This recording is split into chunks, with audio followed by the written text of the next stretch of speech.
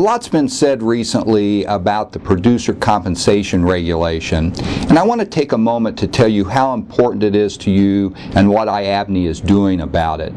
But before I do that, I would like to give you an overview of the regulation.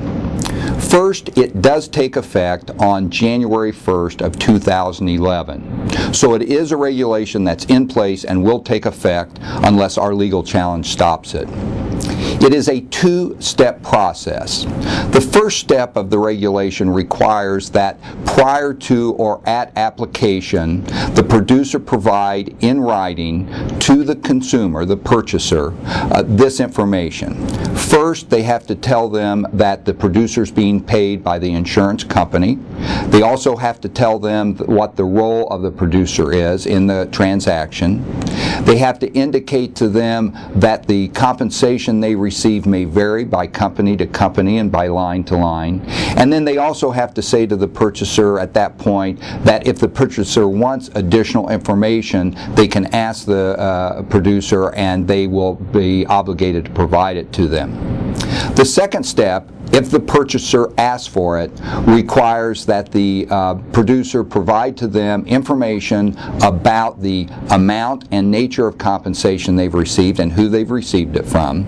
And if they don't know the amount because it's contingency or profit sharing, then they will have to estimate that.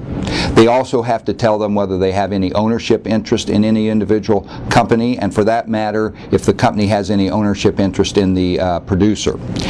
They also have to describe the anti-rebating laws to make sure that the consumer knows that they cannot change the commission that's being paid. And the records for this disclosure, both the first and second steps, have to be kept for 3 years. So the bottom line to this is that the regulation is in place. It's a two-step regulation, and it will take effect on January 1st of 2011 unless we can do something to stop it. Now I'd like to tell you why it's so important to you and why we have worked so hard to follow our members' desires in terms of our actions. We are taking a comprehensive approach that allows us to fight for our members in the courts and also to work very hard to have the regulation implemented properly if we're not able to stop it.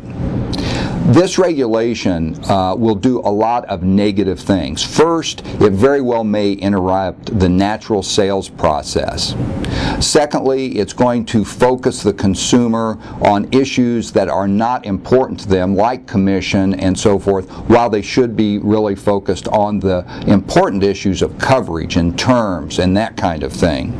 It will also confuse consumers because they now are not going to understand all of the details that are being laid out for them.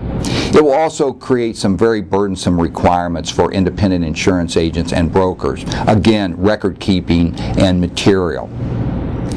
We have worked very hard to follow a path that allows us to intervene legally and at the same time to work hard to have proper implementation if we're not able to stop it.